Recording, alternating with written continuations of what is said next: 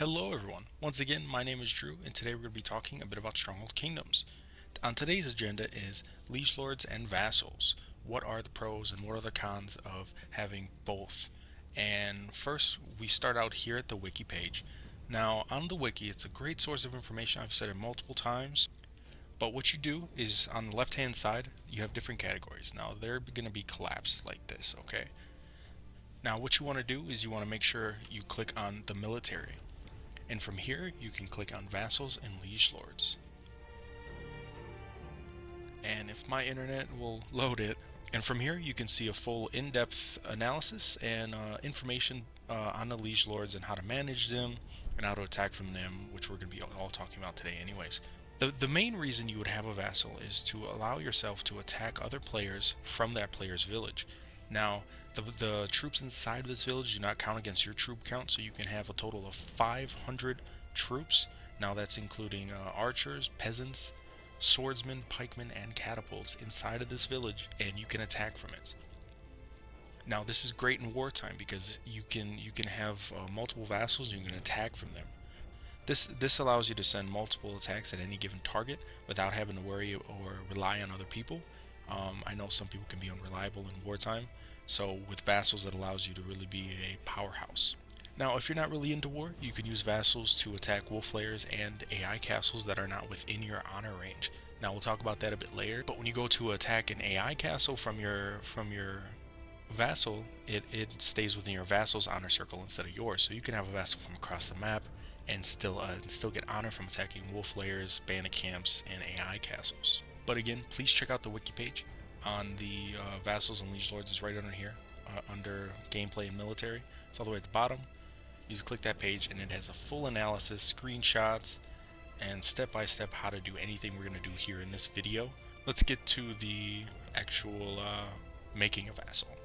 Now a friend of mine is online, and he's going to accept my vassal request. Let's hope pretty quickly. So let's find his village. It's right up here. All you do is you click on the village that you would like to be Liege Lord of. Now, once you click on it, on the right hand side you see a bunch of options. You can attack, trade with, scout, send troops, or send monks. What we're going to do is we're going to click the blue button up here, Make Vassal. And it brings us to this screen.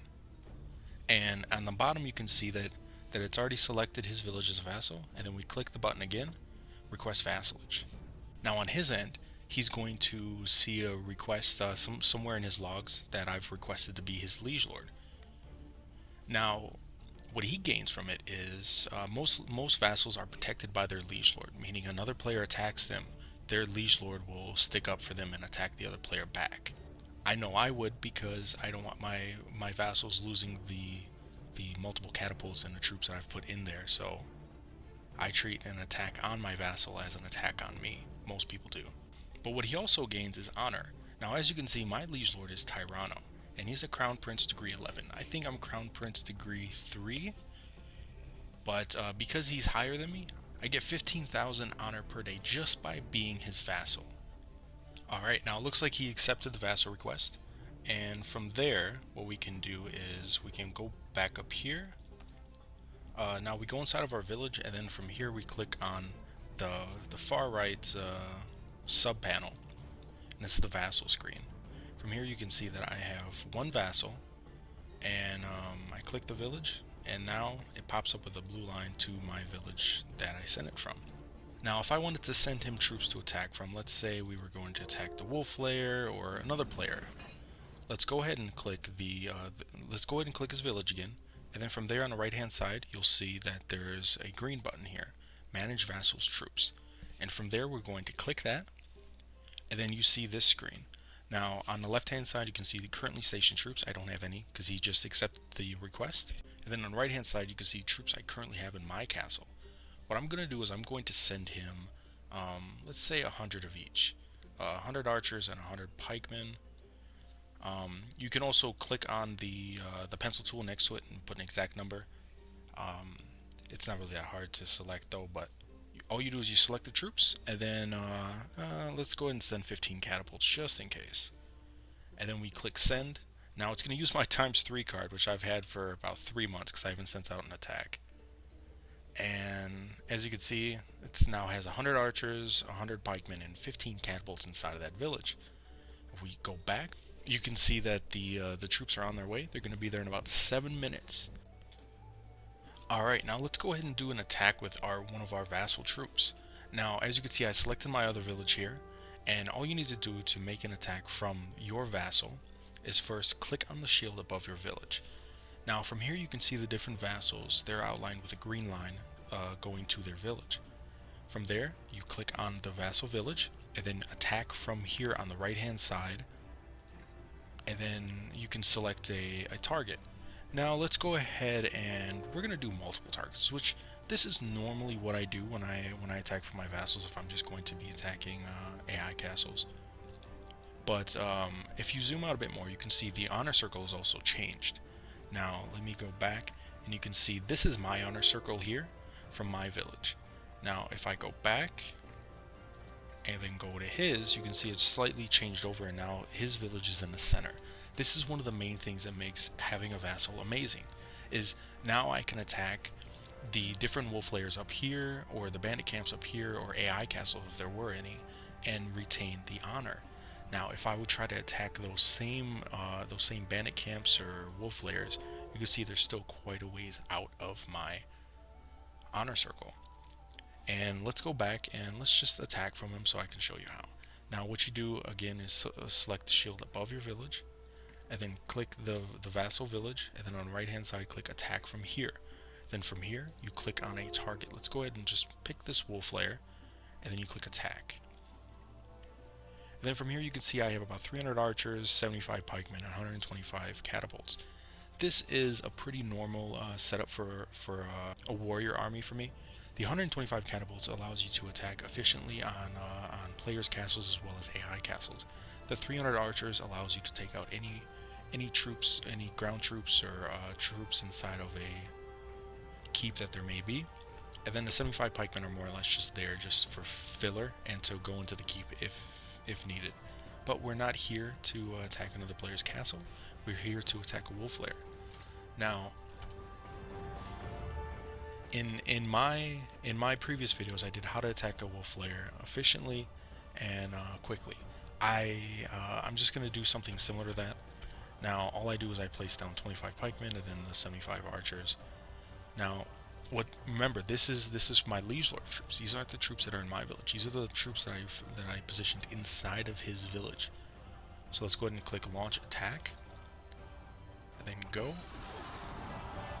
And then from there you can see the attack is coming from his village, and it is attacking the wolf lair.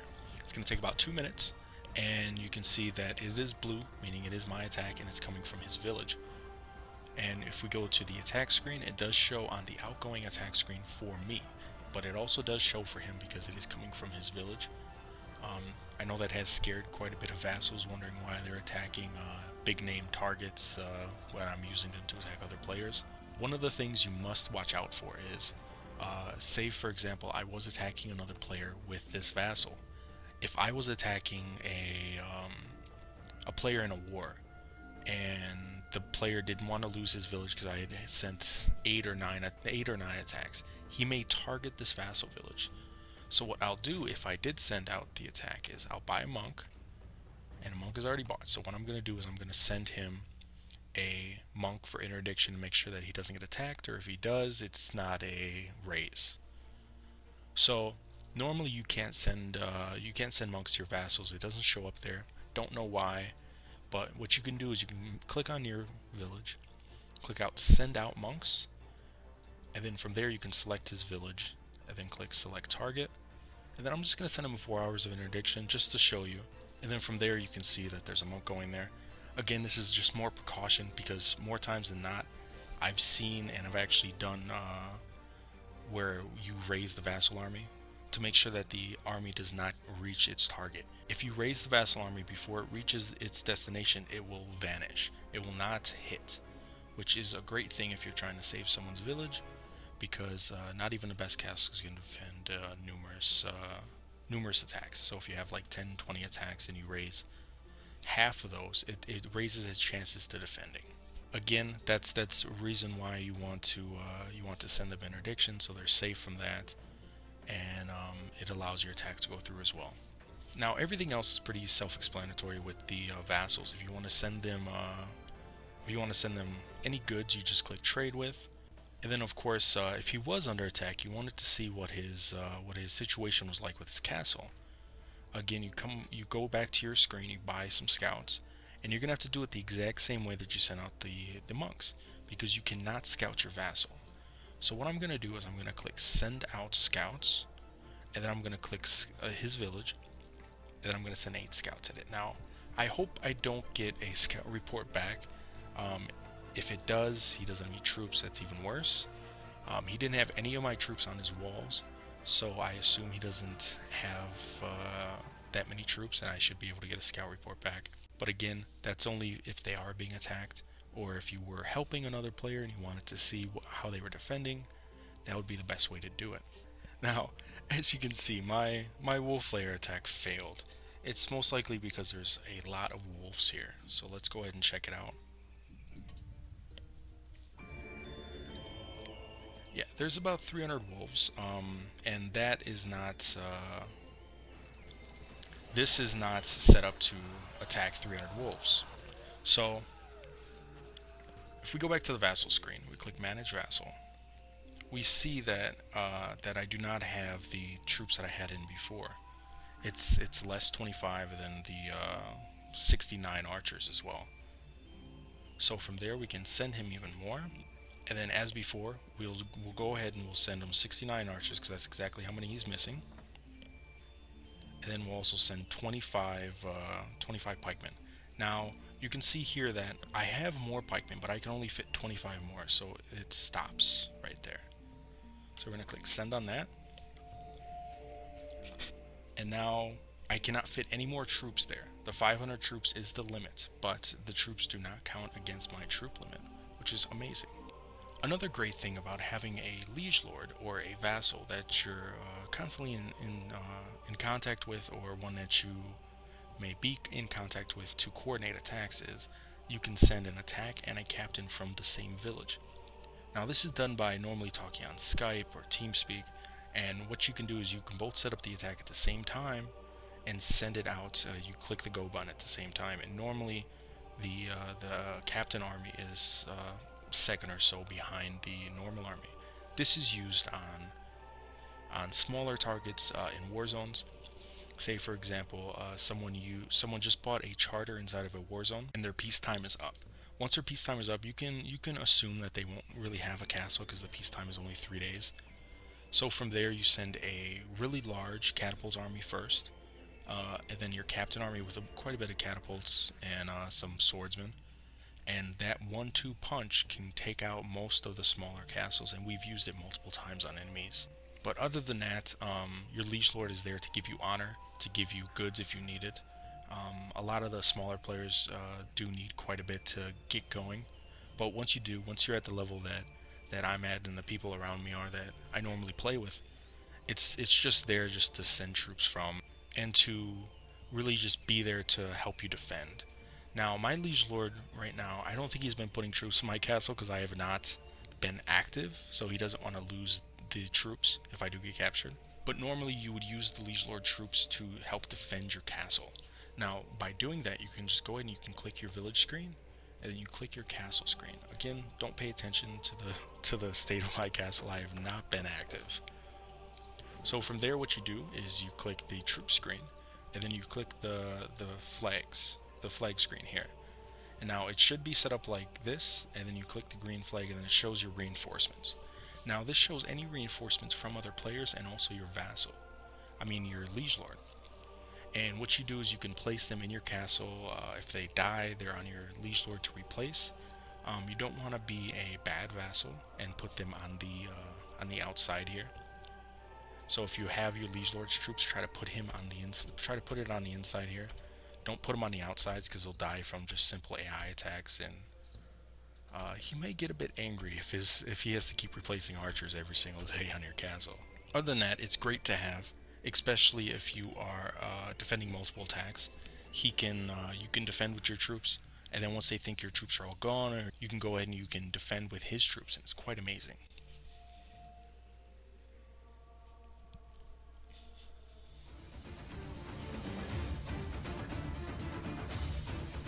Going back to the wiki page, we can see that it does outline the benefits for being a vassal, and again, this is a great source of information. I cannot say that enough. Everything we're talked about here has been put in the wiki, and with better detail than what I've said here. And to kind of end this video, let's go ahead and say some don'ts for a liege lord and a vassal. If you are a vassal and you are being threatened to drop your liege lord, please give him notice. You dropping him all of a sudden will make him angry. If you drop him in the middle of a war while he's sending an attack or while he's preparing to send an attack and he loses troops, it will not save your village. More times than not, when someone has dropped me without any notice because they've been threatened, I wind up raising that person. Now, depending on if the attack is en route or whether or not he just didn't give me notice and I lost troops, it depends on whether I raise one or whether I raise all of his villages. This goes for most people. They get pretty angry when they lose over 100 catapults to a person scared to lose their village. You must remember, you are under the protection of your liege lord. I've gained many friends by just simply protecting them and them being my vassals. Your liege lord is there to teach you about the game, and one part of the game is loyalty. If you give your liege lord loyalty, he will give you game experience and a friend, a loyal friend at that. So that's one of the main things about being a liege lord and being a vassal. Just make sure if you do have to drop him or you do want to drop him, give him notice. If you don't give him notice, you will probably get raised. But if you keep him and you stand by him and you fight, you may earn a friend and also some experience in warfare, because most of this game is warfare. And if you have any questions about what we've talked about today, just leave a message down below. Send me a message in game. I normally check it once or twice a week depending on how active my work schedule is. That has been vassal management and pretty much a walkthrough and quick guide of vassals and liege lords. Thank you for watching. Stronghold Kingdoms. The battle has just begun.